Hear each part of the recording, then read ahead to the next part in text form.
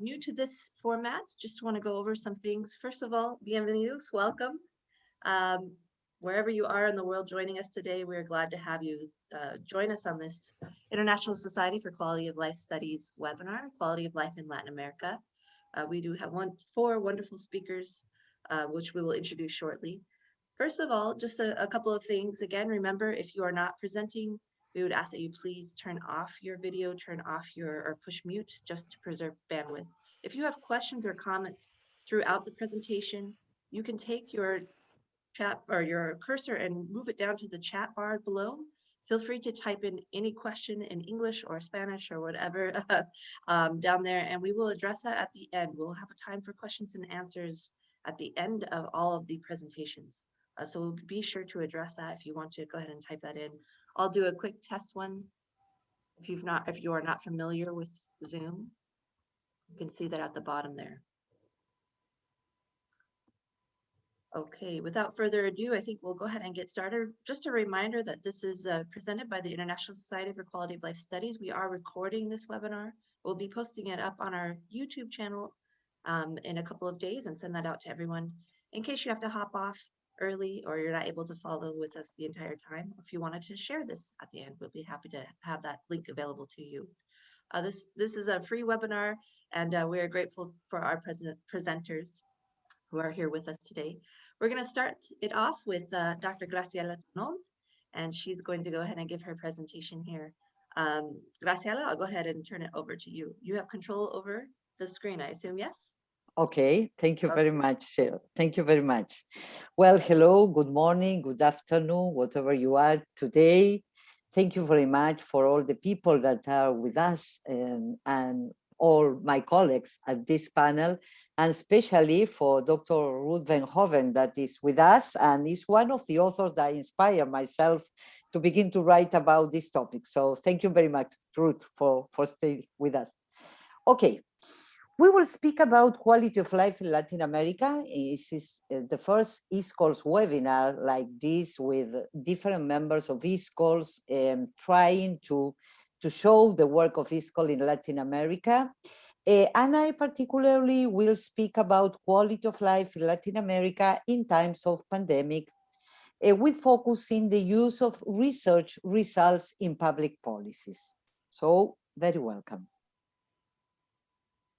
Okay, first of all, I need to tell you that the phrase quality of life has gained increased popularity in the past decades, and it is thus commonly found in country reports, in media advertising, and in everyday conversation. But the questions that arises as to whether in referring to quality of life, all the people that use the term mean or think in the same thing. Yes?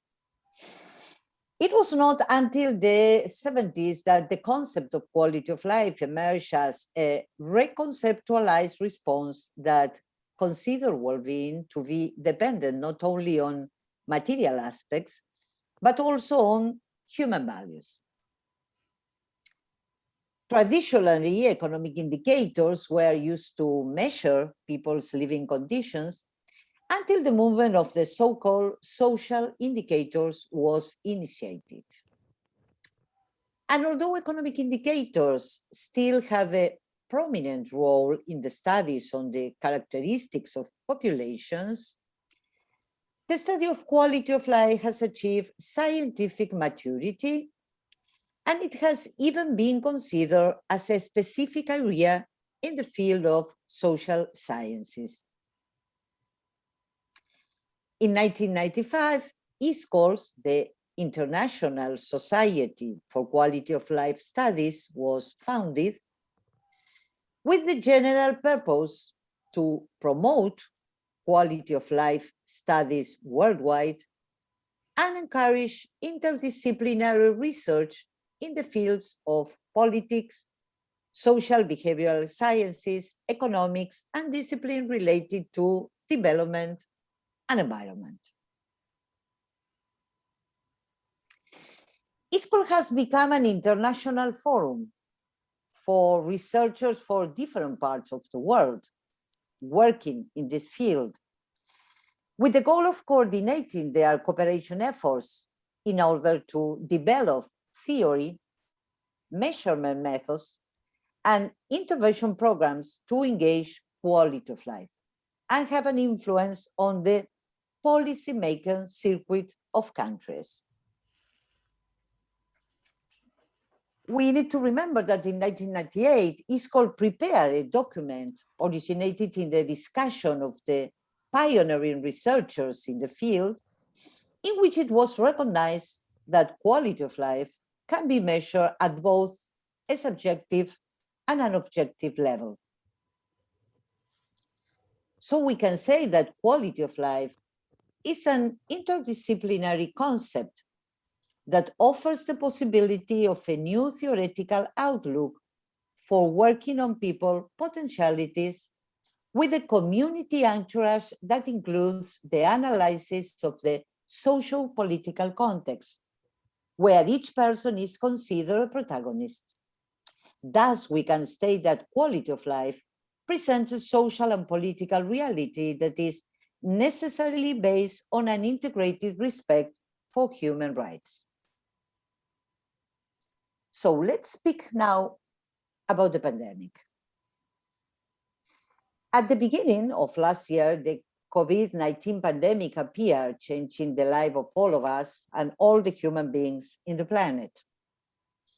The need for social distance between people was then imposed, and it was in this way that the first measures that governments took throughout the planet had to do with decreasing social isolation, in some places called quarantine, a situation that still today it is maintained and will continue until the world population, or at least a high percentage of it, has received the vaccine.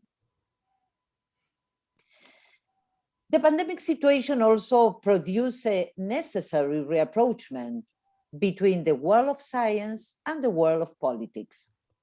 And that is why we will now analyze the relationships that are established between the actors in the process of the transmission of results from research on quality of life to the field of policy making. So first, we need to explain that there is a considerable difference between what scientists and policymakers consider to be knowledge and how that knowledge is developed or obtained. In other words, both groups have different approaches to the same issue.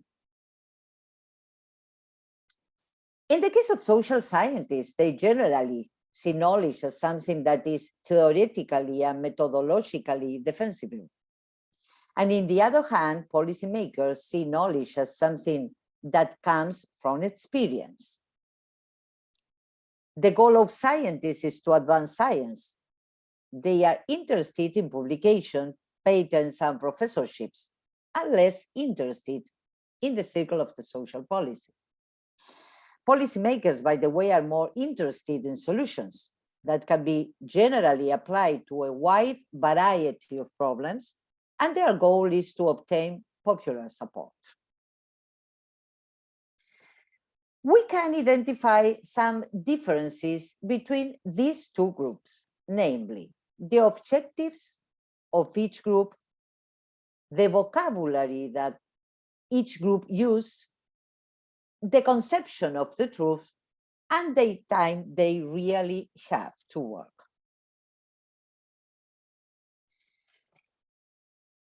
Well, another point to analyze is that while many consider that a large amount of quantitative data and statistical analysis produce the only forms of reliable evidence for policymaking, however, statistics provide only one kind of scientific social evidence. The search for adequate statistics or best practices to address specific social problems goes hand in hand with the vision of the social sciences that can provide other answers using qualitative methods or using mixed methods. It is therefore necessary to highlight the political nature of knowledge, and by extension, the political nature of collecting and presenting evidence. A detailed observation of the scenario decision-making in the field of public policy during the pandemic allow us to identify situations in which policymakers make decisions referring to research results, either to support, to justify, or to legitimize said decisions. No one has pointed out that governments frequently state that they would like to use credible and relevant research results to make informed decisions and to enrich their choices about public policy. However, the relationship between research and public policy design is rarely linear. Then the questions arise to all of us. Do policymakers use the research results because they really consider them useful, or because it is a way of defining responsibilities in the event of a possible failure in the decision taking? Well, we can think about it. Likewise, an issue to consider is the fact of non-use or limited use of research results by policymakers. Glover is an author that identified 20 years ago 4 aspects of the policy-making process that were frequently incompatible with the utilization of social science research. And he speaks about policy objectives, the timing of decision, who takes the decision, and the decision-making process. Well, research carried out on the topic reported results showing that policymakers had specific suggestions to increase the use of research results in policymaking. Policymakers emphasized that research will be more helpful and useful if it included policy recommendation. They recognize the existence of limits on the use of research, especially when there is an overwhelming amount of information provided in a format that is not easily accessed by them, considering the little time they have to take the decisions. So it is important to remember that the differences between the interests of researchers and policymakers is that the former want to test their theories and are mostly anchored in a specific discipline, while the latter need to obtain solutions and require an interdisciplinary perspective on problems they have to solve. In our own research, the results obtained show that policymakers need to be able to have available information transmitted in a precise and concrete way, that it does not take them too long to read, and that fundamentally considers the condition of the context. Likewise, this information has to be reliable and not put them at risk in terms of public credibility. Although in recent years there has been an intention of part of the researchers to participate directly in society, taking the interaction with policymakers in a more pragmatic way, the pandemic situation has strengthened this need. But while the various models of policy processes that have emerged in this field demonstrate that there are many ways in which research may be influencing policy, it is widely recognized that the level of research utilization by policymakers is lower than it could be. Policymakers need knowledge that is intellectually credible and socially relevant. That is, they prefer concrete scientific results that provide practical solutions to concrete problems. So, summing up, quality of life research results transmitted to policymakers require possibility of access to the data, brief reports that contains the main results, and it need to be written in language to be understood, not a complicated language. So to conclude, I need to tell you that policymakers as well as researchers need to see eye to eye and take into consideration the social macro and micro dimension in their daily tasks. Because today, to share the result of quality of life research findings with policymakers has become an urgent need for the building of good society. The result of quality of life research that are transmitted to policymaking should be useful for policymakers in solving social problems. And I am working on this, so I am writing a book entitled Key Actors in Public Policy Making for Quality of Life, Facilitators and Obstacles, that I hope it will be published at the end of the year in the important series Human Wellbeing Research and Policy Making, that the editors are Dr. Richard Esther and Dr. Joe Sirshi. Thank you very much. This is all. This is the place where I work and my personal email. I will put it in the chat so it is better for the people to share. So I will stop share, Jill. Wonderful. So many Muy thanks. gracias. Muchas gracias. Thank you very much for that presentation. That was wonderful. Again, some people joined us about midway through the presentation, so if you just came in, we will have a time for question and answers at the end of the seminar. So if you want to ask a question, you don't want to forget it, feel free to write it in the chat bar. Just take your cursor down to the bottom and type in your question. We will address all of that at the end. Thank you again, Graciela Tonon, for that presentation. We'll turn this over to our next presenter, Cornelia Walther, who's representing or from UNICEF. And Cornelia, I'll go ahead and give you the controls.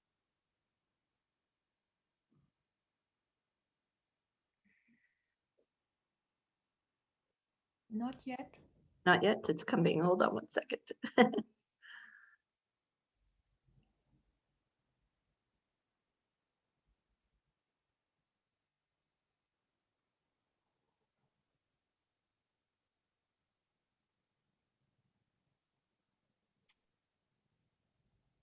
Sorry about that. And I'm gonna have to make you the host, Cornelia. Grateful if you do, but so far not. Okay. Apologies. Still working on that.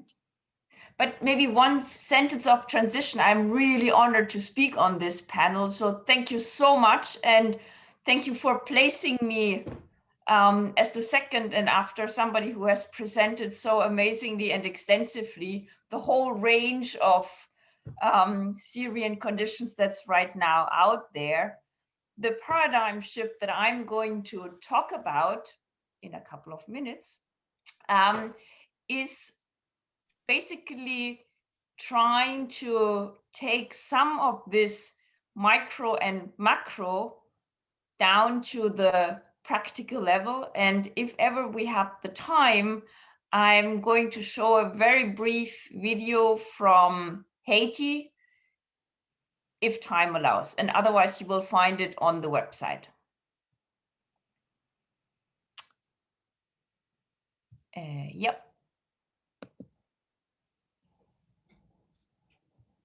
And Cornelia, if you wouldn't mind just clicking the record button or giving me permission to do that. Thank you. I believe it is already, it only says, it only says pause recording, so. Okay, perfect, thank you.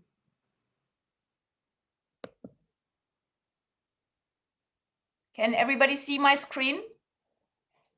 Yes. Yes, yes. Beautiful. Thank you. So if ever for any reason you are disconnected at one time, there's one central message that I would be grateful if you can retain it from this presentation. It's individual and collective well-being. They condition each other. And if we adopt the perspective of quality of life, then we have that holistic take that we need to make both of them come true in a sustainable manner. So in a snapshot, this is what I'm trying to squeeze into these 15 minutes. And if ever I miss something or I go too fast, please feel free to ask your questions in the chat. And before we go into it, I would like you to write into the chat one word about what comes to your mind when you look at those two images. Very quickly, just what comes to your mind looking at those two pictures. You can write in Spanish or in English.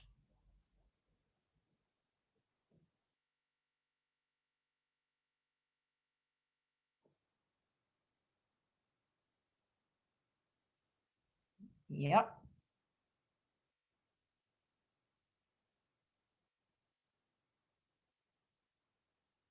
Yes, community, nice, hope, happy faces, diversity, life,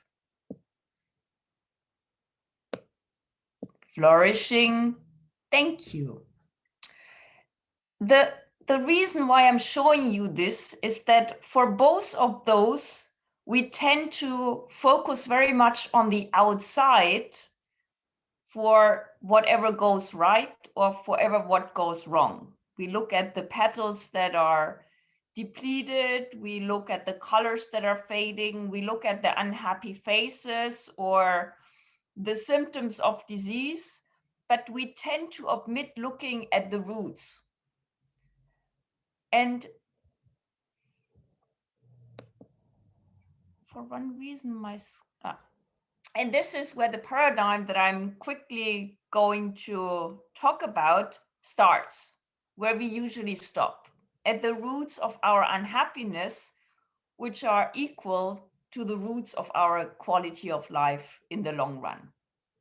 There are 4 dimensions of human existence. And that makes each of us, in a way, an iceberg that is navigating life with sensations, whatever we experience on the physiological level, with our thoughts, our thinking that comes a bit closer to the surface, our emotions, our feelings, and at the very tip, very far deep down under the surface, our aspirations, starting with the aspiration for meaning.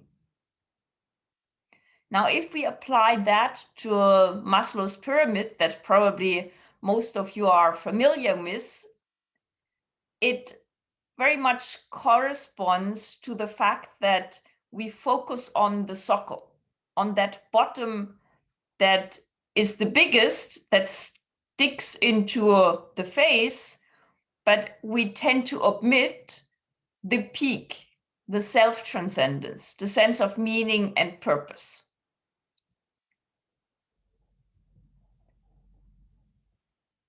So we look at the outside and we omit the inside.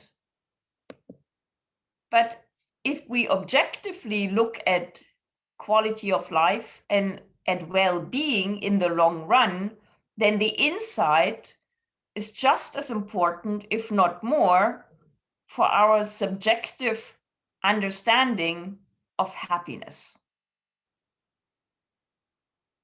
which is conditioning our physiological well-being, our health.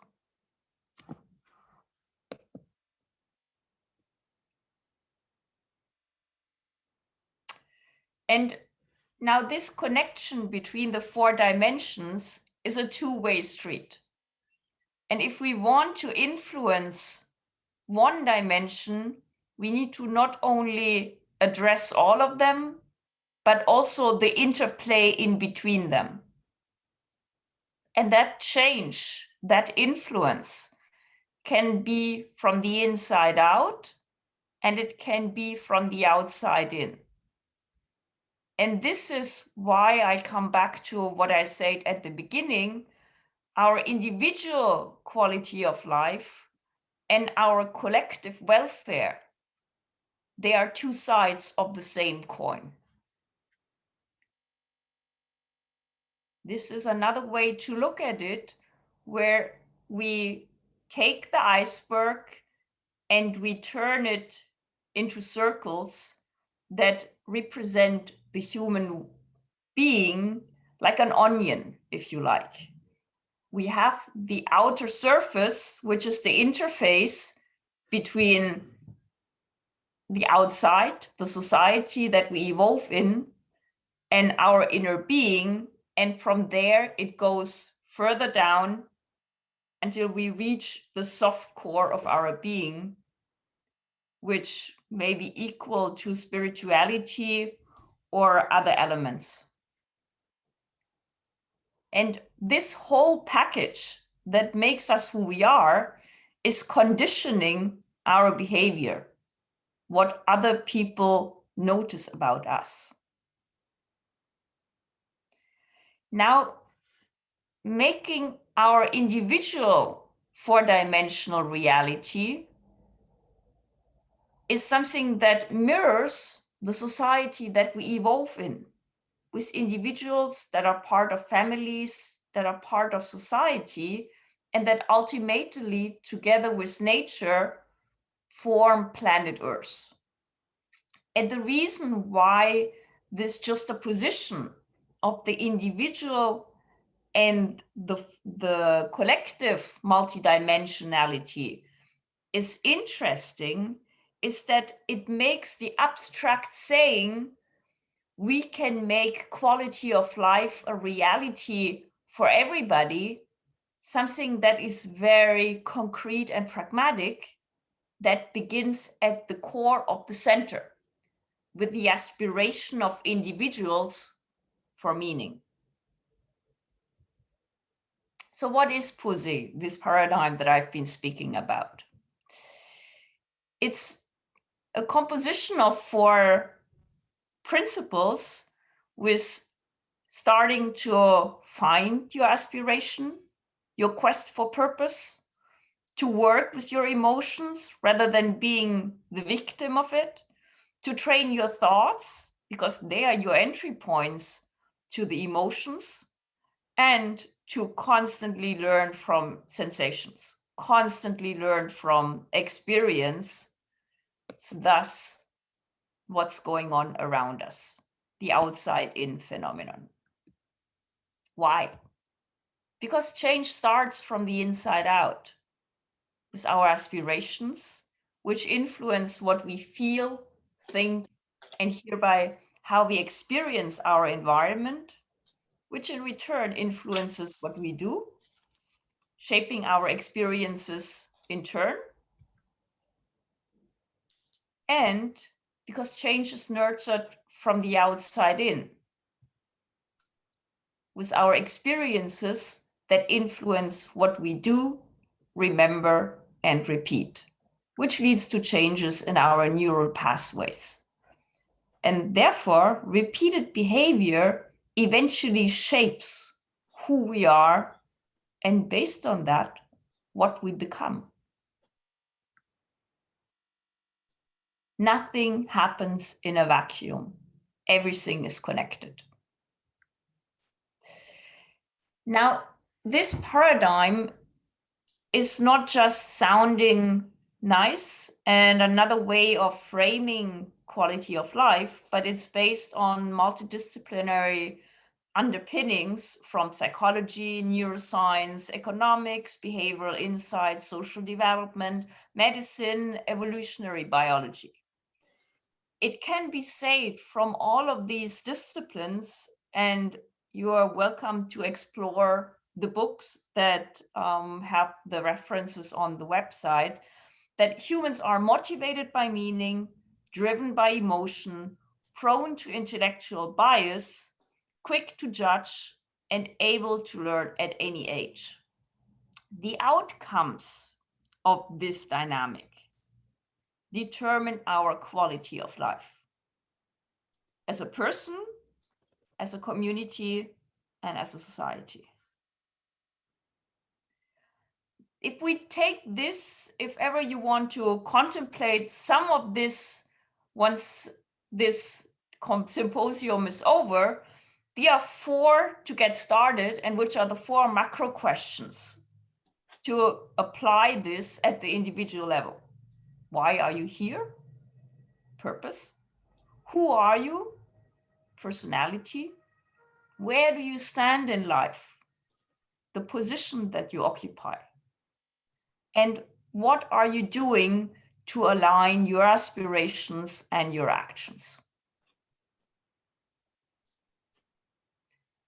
And those 4 interact and influence each other. Because the vision that we have of our future is our future. So how can we take this to larger scale? I'm going to very shortly talk about the Compassion for Change project that we did in Haiti starting in 2017, and which aimed to help social organizations to become as inspiring as their mandate from the inside out, supporting social workers who were working with adolescents and young people at high risk. For those of you who are familiar with Haiti, they were living in Martissan and Cité du Soleil, so really the most challenging of places for young people to grow up with. And it worked in a 3-way process whereby the social workers were trained in that multidimensional logic of inside out towards outside in. They were then given the practical tools of sharing this logic with the young people they were working with, and they were coached on the job to constantly relate theory and practice. And as an outcome of this, the social workers were beginning to create a network whereby what they had learned was shared and was taken to scale. And our point of departure for this approach was when we realized that the social workers who were day by day tasked to help the young people whom they were working with, that they had experienced trauma themselves, and that they were thus working with the traumatized adolescents facing and experiencing secondary trauma on a daily basis. But we can give outside only what we have found inside, and we can help others only if we can help ourselves. So if ever we have time, I would show you a quick video, but seeing the speed I'm talking, this is not going to happen, but you will find it on the website. But the ensuing logic was a network of the like-minded that was beginning to emerge, with the agents of change that were trained in the initial cohort, that were contaminating and slowly creating an alliance of the willing in their surroundings. And from there, it was like a stone that is thrown into the water and which expands with concentric circles from the center to the outside.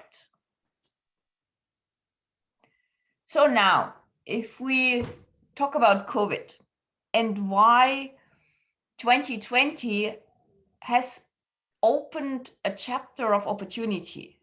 It's tremendous challenge, it's a tremendous pressure on everybody, and it has been hard for everybody, but at the same time, it has put to the surface something that was always there and that was easy to see or to put under the table for those who were not living the direct consequences. That systemic social paradox that has been there staring us in the face before the pandemic broke out. And I'm just going to put there one word, which is the inequality between have and have not, between those who enjoy quality of life and those who don't. This has been aggravated by COVID, but it was there before.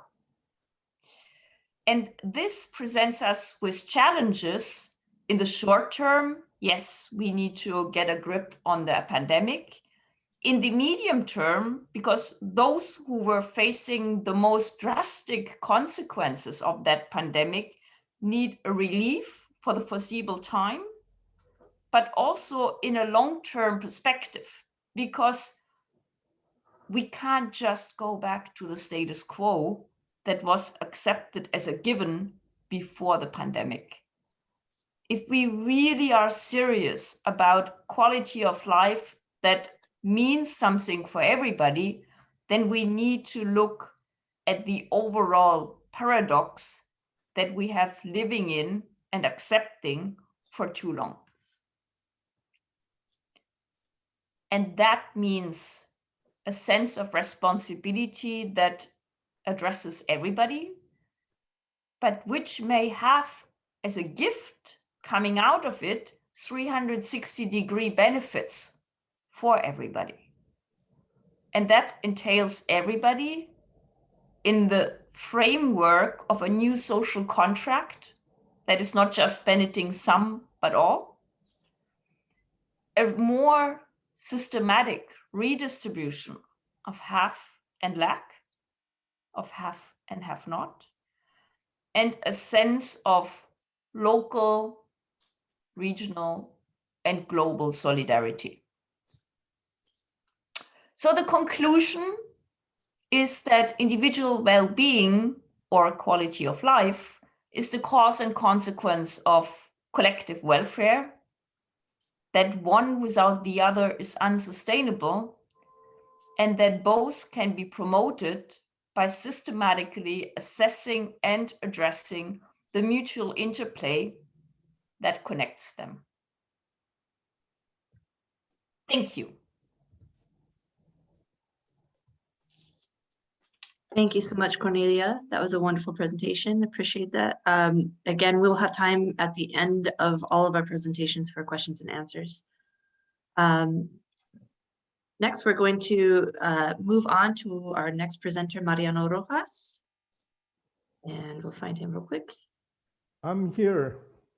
Hello, Mariano. Hi, Jill. How do we work with the presentation? Okay. I'm going to upload or? Yep, go ahead and put it on your screen. But do I have to do it myself or? I will make you the host and then you'll be able to pull it up on your.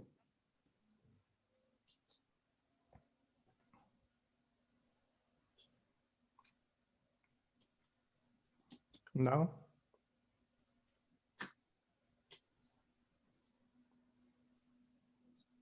This one.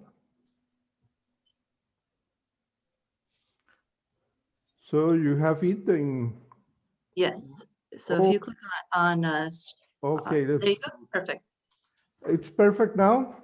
Well, Yes. Thank you very much, everybody. Thank you, Jill. Thank you, and Graciela and Enrique, inviting me to talk about this topic. I've been doing research on happiness for a long time, and specifically on why Latin Americans report high levels of happiness. And I think we have an answer to that question, why Latin Americans are on average so happy, even happier than other countries that have better economic and social indicators. The main message here is that Latin Americans are very happy because of the quality of human relations in the region. And this is a topic that has been neglected by the literature.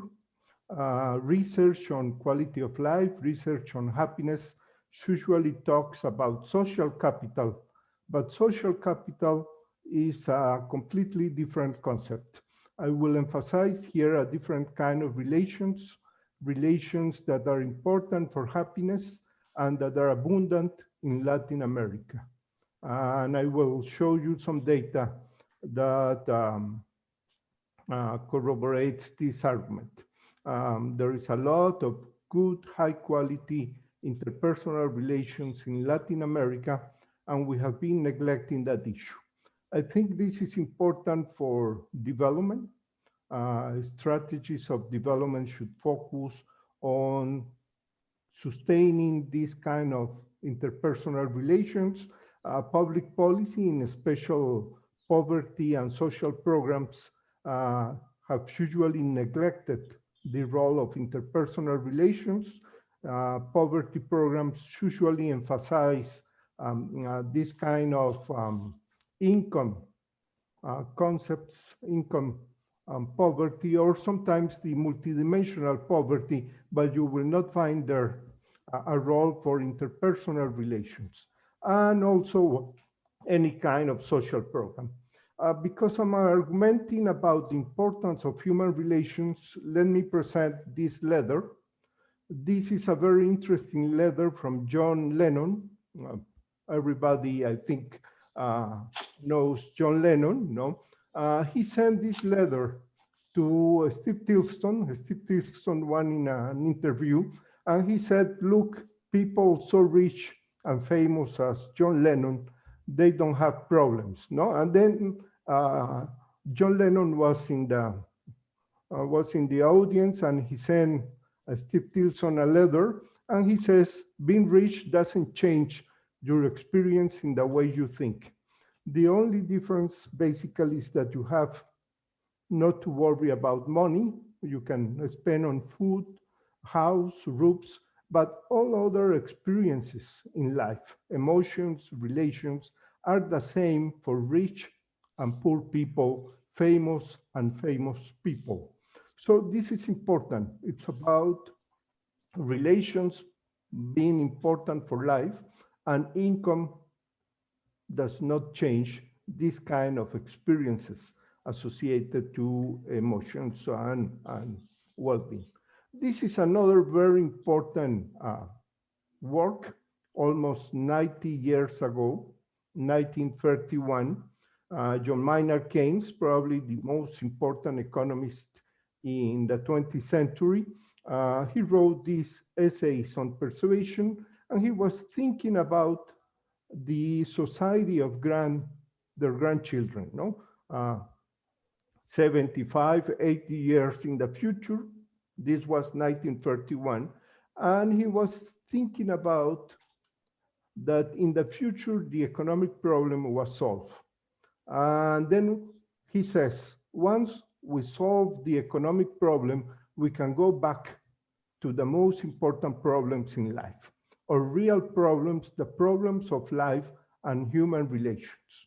So economic issues for Keynes are not as important as the problems of life and human relations.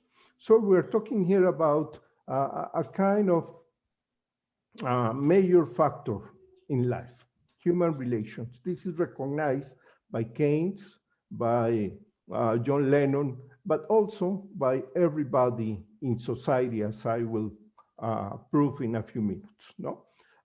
This is data that comes from the World Value Survey. You can go and use all the waves from 1981 to 2014. This is column 1. You can have the most recent version, which is 2017 to 2020. You compute an average of life satisfaction, and you realize that Latin Americans report the highest as an average in the region, the highest life satisfaction levels in the world, even higher than Western Europe, Anglo-Saxon, much above the world average. You can see Latin Americans have, in the last wave of the World Value Survey, 7.78, and the world was 6.84. So there is something in Latin America in terms of most of the population being satisfied with life. This is not the same when you go to the country ladder question. The country ladder question, which is the one that the World Happiness Report uses, the country ladder is more cognitive oriented. It's more based on the materialistic aspirations that prevail in the world, and it is highly correlated with income. So when you go to this life evaluation question, you will find that the Anglo-Saxon and European, Western and European countries are performing much better than the Latin Americans. And this is what you expect, because income levels and some material conditions are not as good in Latin America as they are in the Anglo-Saxon and Western part of the world. Even so, the Latin Americans are doing much better than all countries in the world. In comparison to the average, they are doing much better. Now let's go to emotions, and let's see positive emotions. You go to the top 10 countries in the world. This is data from the World Value Poll Survey, all waves from 2006 to 2016. You go to the top 10 countries, and the top 8 countries in positive affect are from Latin America. Basically, you have there the main countries, and you also have in the top 15, you have 12 Latin American countries. So this is where Latin Americans are doing outstandingly good in positive affect, positive emotions, not so much in negative affect. This is an issue which is interesting to study, but why Latin Americans are doing so well in life satisfaction, why Latin Americans are so happy? Well, basically because positive affect is very high, and because life evaluation is good. Not outstandingly good, but life evaluation is good. Positive affect is incredibly high, and then you have a life satisfaction that tops the ranking in the world. And the idea here is, how do we explain this? Why Latin Americans are doing so good when the economic situation is not really high? You compare the per capita income in Latin America, 7,000 US dollars, with that in the Anglo-Saxon and the Western European countries, and you realize that there is a huge gap. So it's not income. We know that there are a lot of problems in the region, basically corruption, weak institutions. We know that there is crime and violence, but why Latin Americans are doing so good? This is the puzzle. And of course, I will argue that this is a matter of interpersonal relations. What explains high Latin American happiness? And the argument here is that it's a place where everybody knows your name. What do I mean by everybody knows your name? Probably those of you who are old enough remember this song, no? This is a song from a famous, very popular program, TV program in the 90s, 80s, Cheers. And there was this song, no? Sometimes you want to go where everybody knows your name, no? And they are always glad you came. Of course, this was the idea. You went to this pub in Boston, Cheers, and there everybody knew your name, no? But it is not in a pub where everybody knows your name. You don't have to go to a bar to find people who know you.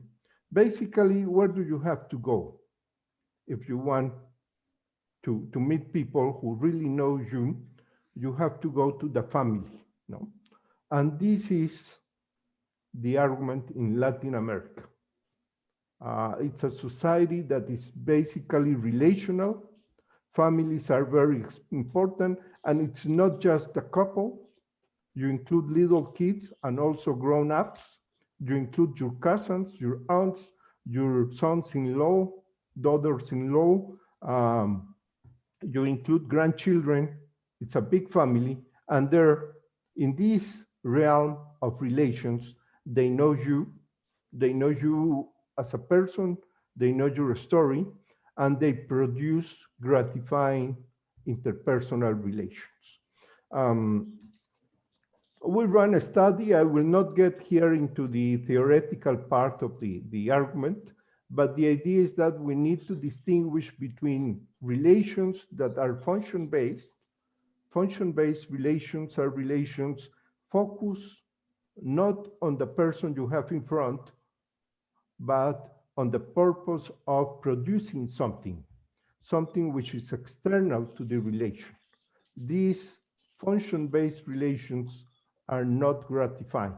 They produce a lot of commodities, but they do not generate life satisfaction. And then you have person-based relations, relations where people care about the person they have in front. The person they have in front are not instrumentalized to get something, to produce something, to climb the corporate ladder. No, you care about the person you have in front.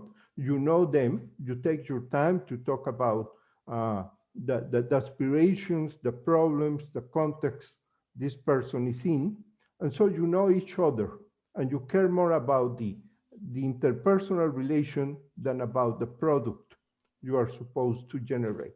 So these are relations that are gratifying because you know each other. You see other people's faces.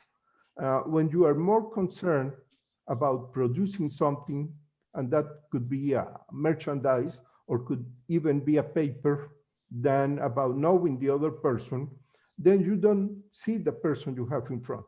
You don't care about this person. You care about the product, what you can get from this person. Now, you can study relations in different spaces. You can go and study relations in the family, with friends, extended family, neighbors, co-workers, and you can study the quantity, the frequency of meetings, contact, and the quality. What you exchange. Do you talk about emotions? Do you share your problems and your aspirations, your successes and failures in life with other people or not? We ran a study. We compare some Latin American countries with the US, and you will find that in Latin America, you have abundance of interpersonal relations that contribute to life satisfaction. The green bars are Latin American figures, and the blue one are US. And what respects to human relations, you will find that Latin Americans are doing much better. Number 6 here, column number 6, is interacting with adult children. You see that Latin Americans almost double the values for the US, and so in many other relations. If you go not only to talk about frequency, but about manifestations of affection, care, love, Latin Americans outperform by large the situation in the US. And this is not only in the nuclear family. You can go and talk about relations with grandparents, with cousins, with uncles, aunts, sisters. Do you talk to your sister or your brother often? Do you share your emotions with them or not? You see that Latin Americans are doing much better than the US. And I can show a lot of data, but let me just provide some summary here. we asked people in Latin America and the US about whether relations are warm and close. And you see the difference in this data. 65% of Latin Americans report that relations are warm and close. Strongly agree with this, and only 38% in the US. So there is a huge gap in interpersonal relations that are important for life satisfaction. We know that they are important. We have econometric studies, but I will not present econometric studies. This is basic correlations. The quantity and quality of these person-based relations is correlated with positive affect, negative affect, life satisfaction, and even life evaluation.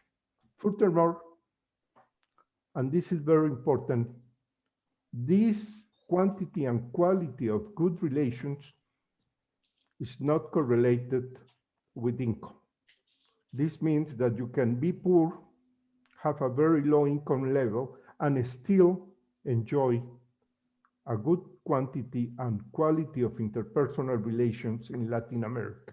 And this explains why we find people who have low income but are satisfied with life, because they can have low income, but this does not impact on the quantity and quality of relations they do have. So this corroborates John Lennon's statement. You can be rich or poor, but that affects only some parts of your life. Other parts of your life, the important ones, according to Keynes, the problems of relations are not affected by income. And just to conclude, this is an econometric exercise. We compare the impact of increasing income and moving people from the bottom to the top in the income ladder versus the impact of moving people from the bottom to the top in interpersonal relations. And we see what is more important in this case for positive emotions. What is more important, to climb the income ladder or to climb the relational ladder? And as you can see, the gradient here, this is an econometric exercise, is much greater for relations. Relations have a larger impact on emotions than income. If you try to increase income, you will not have such an impact in love, in gratitude, tranquility, joy, enthusiasm, and also the same argument with negative emotions. So basically, what's the argument? If you want to understand what is happening in Latin America, you have to focus on interpersonal relations, which is not the same than social capital. It's about close relations, warm relations, relations based on the person rather than on the function. And I think this is an important issue that should not be neglected, because the main lesson is that relations are not only important in Latin America, they are important also in the US. The problem is that the US is not abundant in interpersonal relations. Put in a different way, there is a lot of relational poverty in the US, but not in Latin America.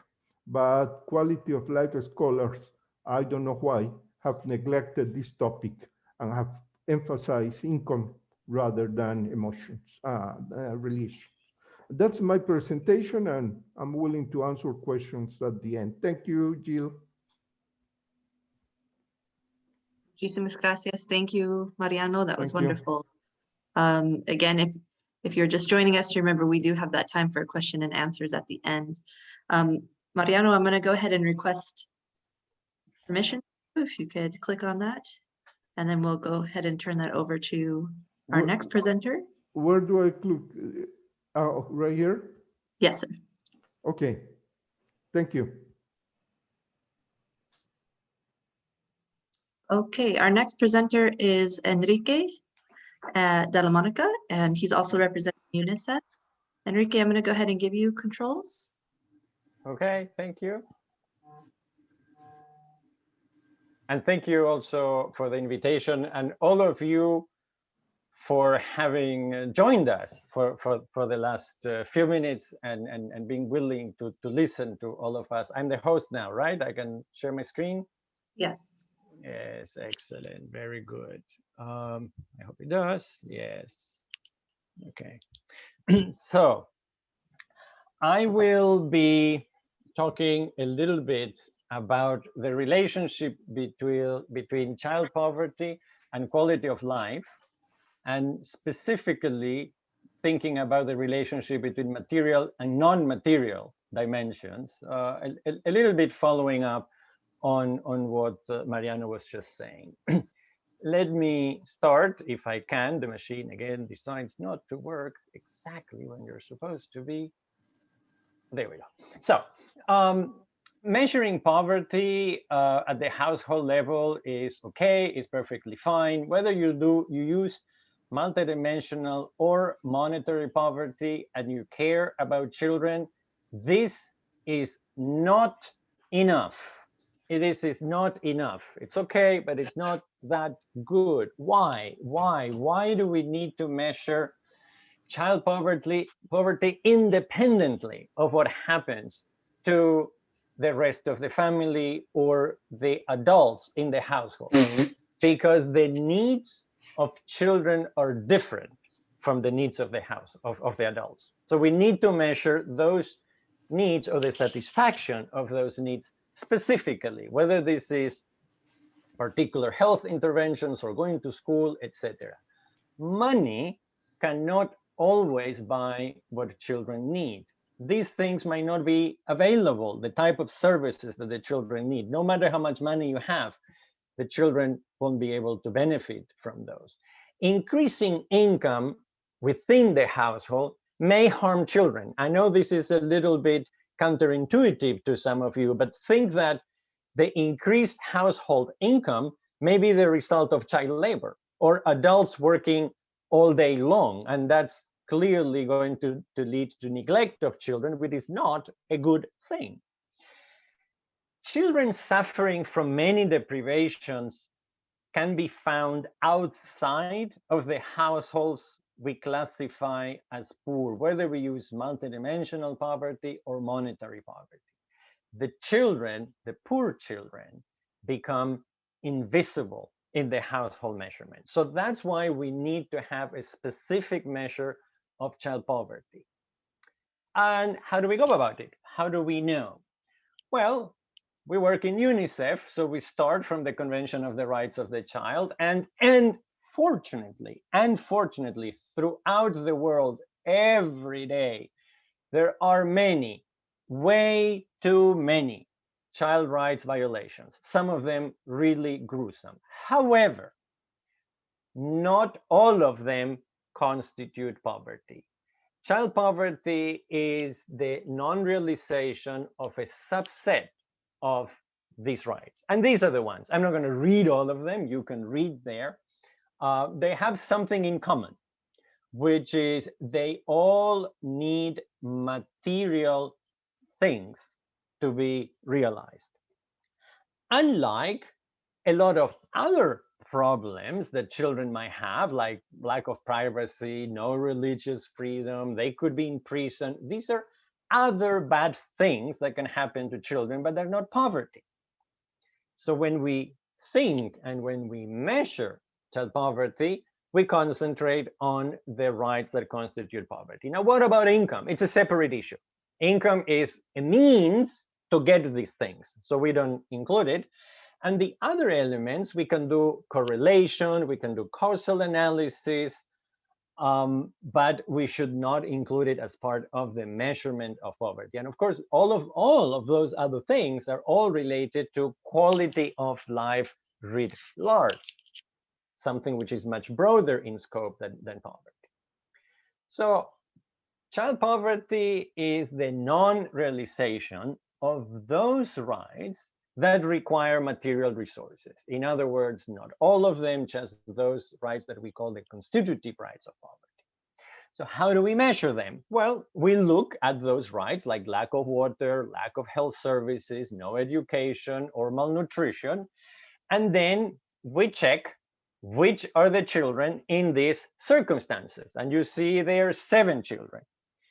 However, it doesn't mean that those are different children. These could be the same child. These ones could be the same child. So we need to look specifically at the child.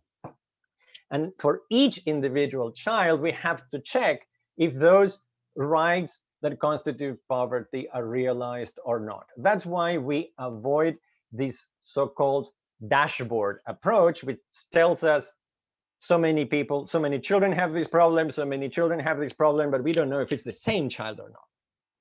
So in this case, we have 4 and not 7 deprived children. Now, this is how we estimate child poverty, and this is what we have done globally. These are, I'm not going to dwell on these. These are global numbers. We have done this for severe thresholds, for moderate thresholds. For moderate thresholds, on average, children globally suffer 2 deprivations each. Rural-urban situation at severe thresholds, rural situation is almost twice as bad for children. The worst province or state or district, whichever is the word used in each country, compared to the best province, child poverty is 2.5 times larger. And we did this looking at these constitutive rights that I was telling you about. They're all equally weighted. All these rights we take as to be equally important. And the ones that we specifically were able to measure in a comparative way across countries were education, health, housing, nutrition, sanitation, and water. Now, some of you, because you were paying attention to what I was saying 3 or 4 slides before, will say, okay, but that's not a measure of quality of life. And if that's what you're thinking, I would say you're absolutely correct. Because the quality of life paradigm has more domains than the ones that we consider under child poverty. Let me posit that these are the main domains. Of course, different authors use different categories and words, but these, I would say, it's quite a canonical or widely accepted classification of quality of life domains. And material elements are part of it. It's not that they are excluded. And those could be related to income and to housing. And usually this is what we measure when we measure poverty. Health services, we also measure. Safety and security, violence, those sometimes are used, but this is something else. These are other issues. They are not about poverty. Family and friends, you know, the kind of things that Mariano was talking about in his very eloquent presentation. That's something else. That is not about poverty. If you were not convinced by his presentation, I hope you're convinced by this one, because that's, you know, in that regard, we share a very similar message. Emotional issues, happiness, something completely different, as John Lennon said. Local community, participation in the community, that's something else. Equality is something we need to analyze, but it's not poverty itself. Children should not work. So, you know, for adults, of course, we might be interested in the work domain for quality of life and whether adults have a rewarding job, but children should not be working, except maybe some adolescents. We can discuss that in the question and answer period. Now, the other, what I label there as other, are elements which are important for quality of life, but are not really poverty. Why? Because they are not material deprivation. They are not things. Of course, you could say language evolves and we should change what we call poverty. Well, we could, but that's not what's in the dictionary right now. And it would be stretching the word poverty too much and would be confusing terms. So what do? What about measuring these other non-material deprivations from the same surveys where we can get the information about child poverty, not because the quantitative is more important than the qualitative. I agree with Graciela, who mentioned this in her presentation, but both are important.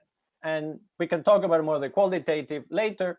Now I'm concentrating on the quantitative.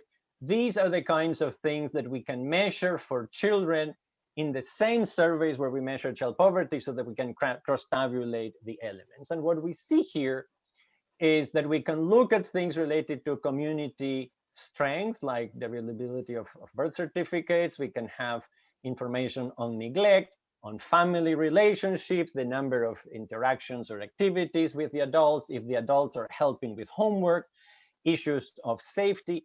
In some of these surveys, we even have questions about life satisfaction and are you feeling happy or not? And then we can cross-tabulate. And these are some of the results that we have. For Dominican Republic, all of these are preliminary numbers. They're not official estimates. This is for Mexico. We'll also have the information. Unfortunately, you see more than half of the children are okay. But look at the relatively little overlap between the two perspectives.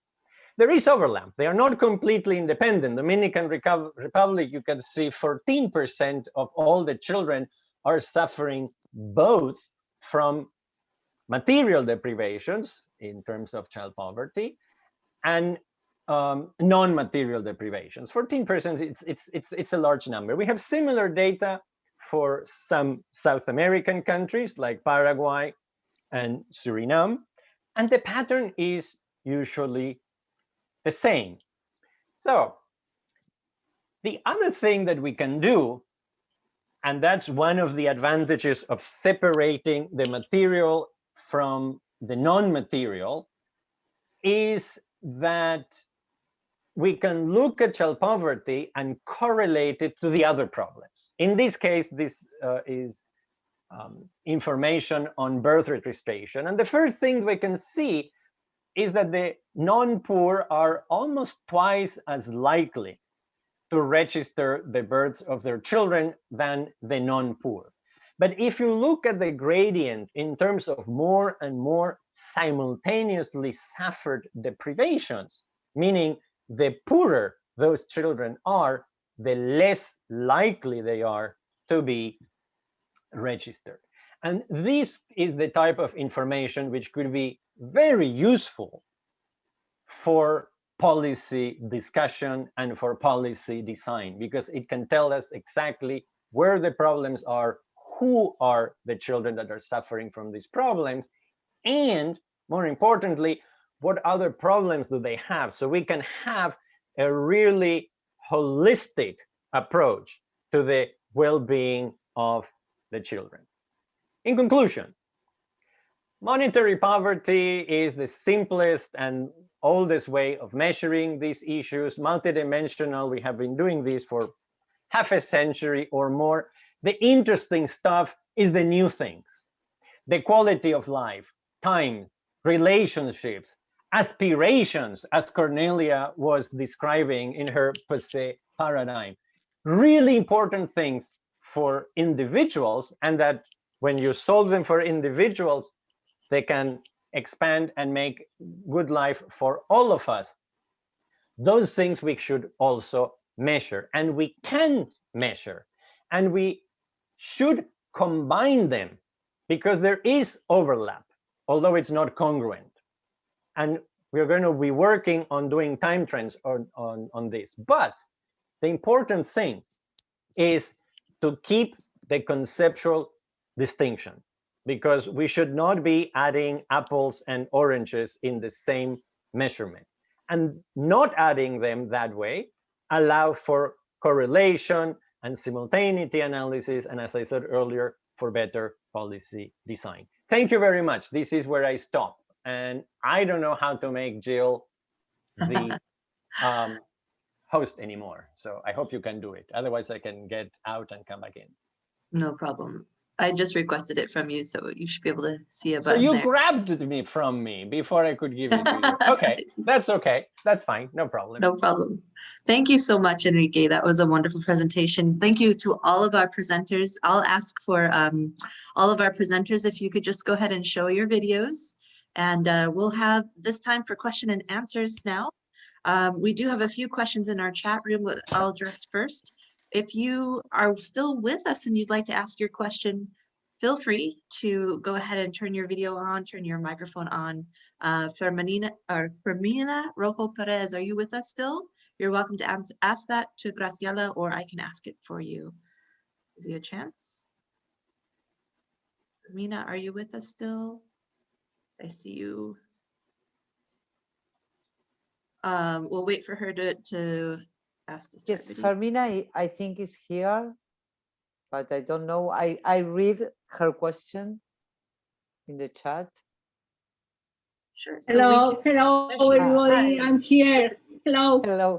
Hello, Fermina. How are you? Very well, and you? My regards to all of you. So happy to see you. Well, I will answer your question. That is the Thanks. question. Yes, it's the Okay. question. Okay, but I will tell you something, and then you must wait for the book and read the book, because in the book there will be a chapter, a whole chapter for this question. Yes. Okay, But thanks. Thanks. only a little information in advance. Fermina asked if that research utilization by policymakers is lower than it could be. She wonders what can we do to reverse these situations, as research results will be of a great means to know the situation to design and implement policies. Well, okay, two things in general. The most important, perhaps, the communication. We need dialogue with the two groups. The two groups are not all the time speaking one to another. No, it is not like this a situation, but we need to encourage these two groups to have a good communication, to develop enrichment dialogues. And for me, it is important to be open to enter into this kind of relationships and try to put aside the prejudice that each group have in relation with the others. Yes, that is a big problem to resolve. And what is something like to say what the researchers think about the policymakers and what the policymakers think about the researchers. And this connected with the prejudices of both parts. And the other important thing that perhaps is not so difficult, but I don't know, is the reports that the researchers can prepare to give or to send to the policymakers. Yes, first of all, there was need to be available. Yes, and we need brief and concise reports, and that are written in an easy way, so all can understand the main topic of the report, and not to write this report, I am thinking in the researchers, in so a difficult way and with some complicated phrases of words that the policymaker, perhaps they don't understand what we are trying to tell them. But this is the big challenge, Fermina, trying to resolve this situation, but well, we will continue speaking about it. I think this Thank is you. a hard task. Thank you. Thank you. Thank you very much, Fermina. Thank you, Fermina. Thank you, Graciela. Thanks. Our next question comes from Ruud Van Hoven. Ruud, if you're with us still, if you would like to ask your question, or I can read it for you.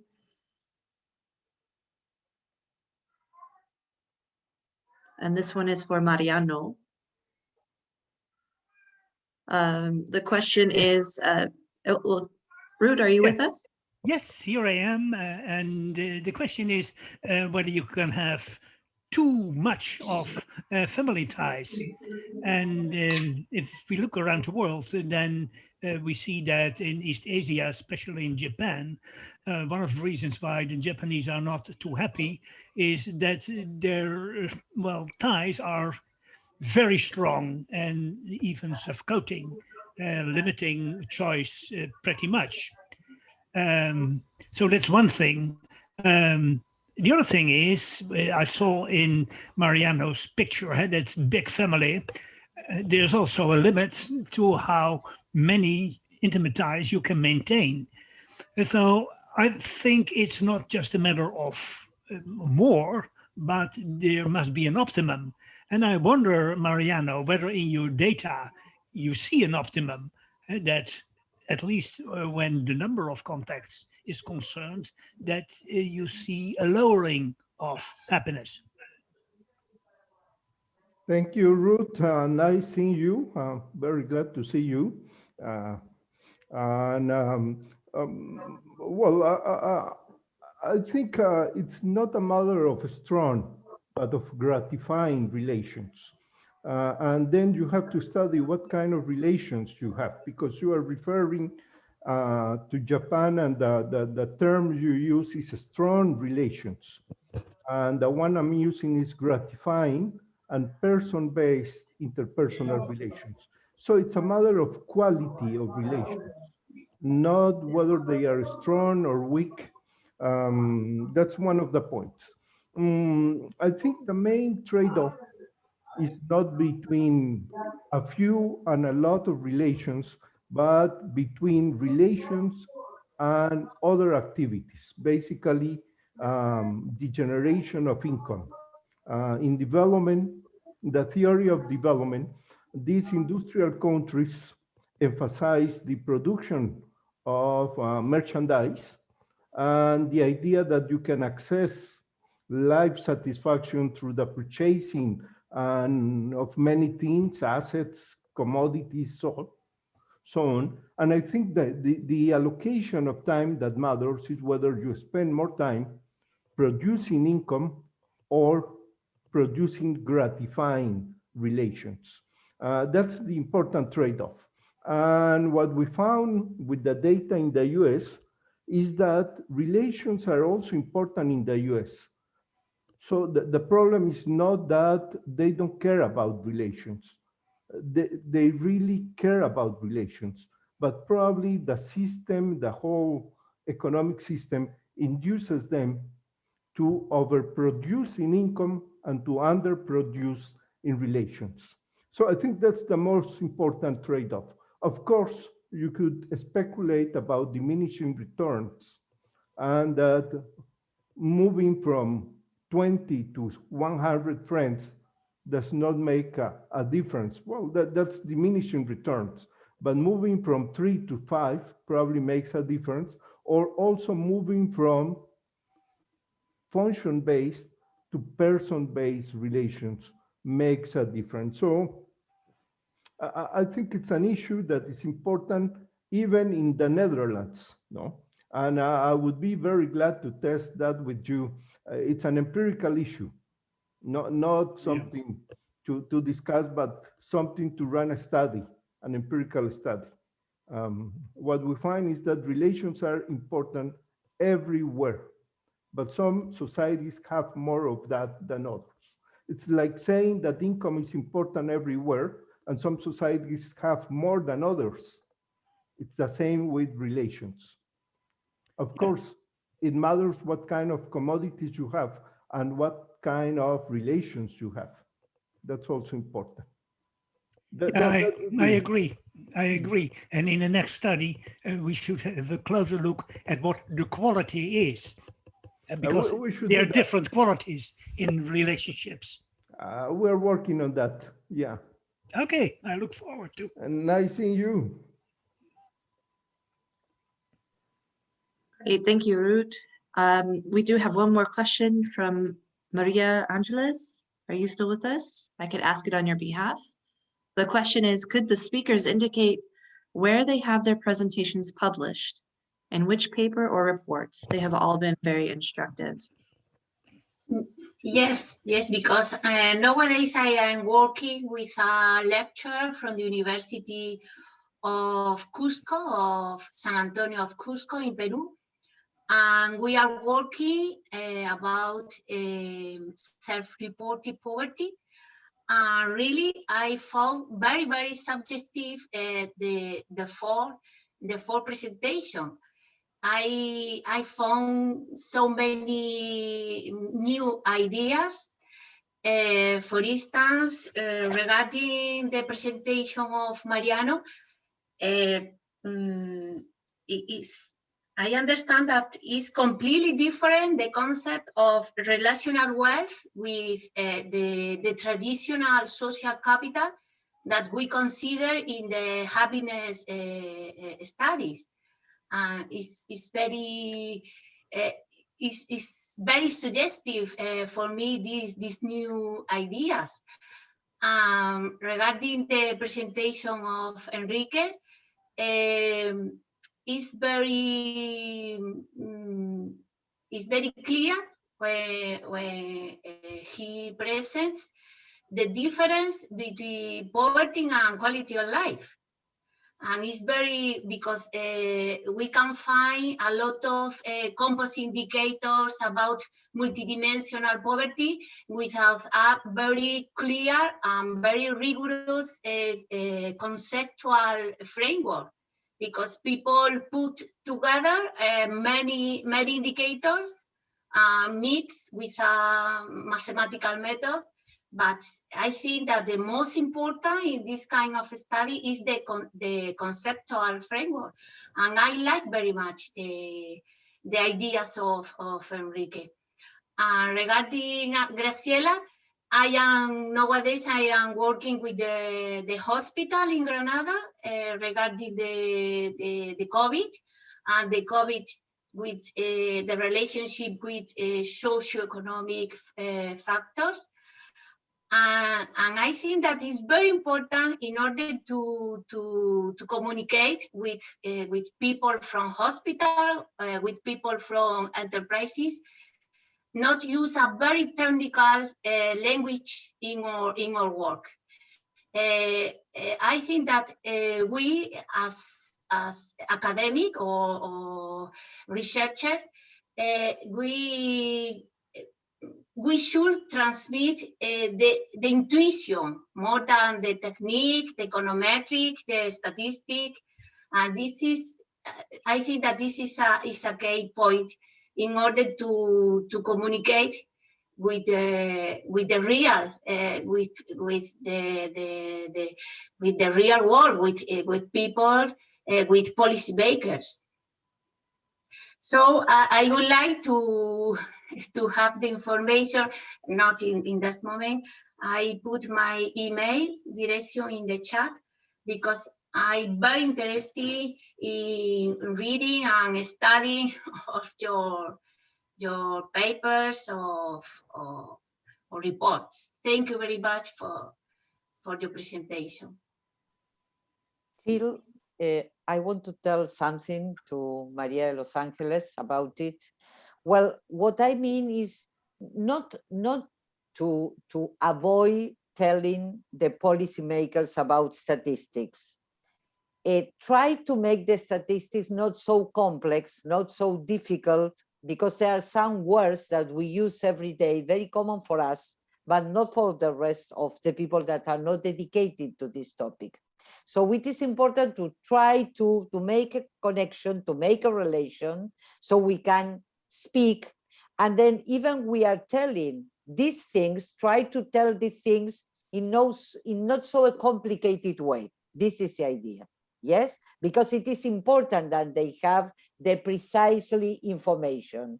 But if it is very, very complicated, they say, well, this is not for me, and they will not consider this. This is the situation, yes? But we can continue speaking about it. I put the idea that we can send you this information you are asking for, yes? Okay. Perfect. Thank you.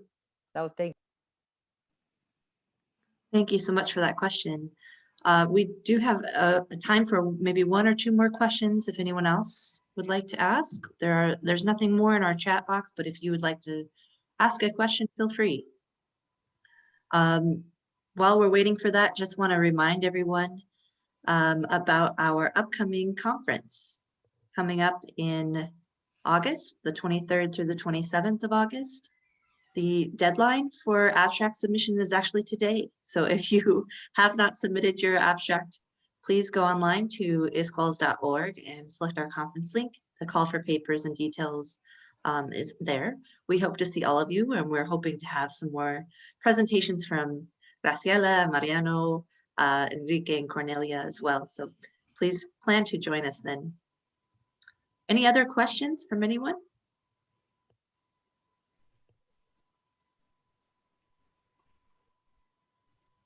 Okay, I don't see any other ones. So with that, we'll go ahead and end our webinar today. I want to thank everyone for participating in our webinar. We especially want to thank our presenters for those wonderful presentations.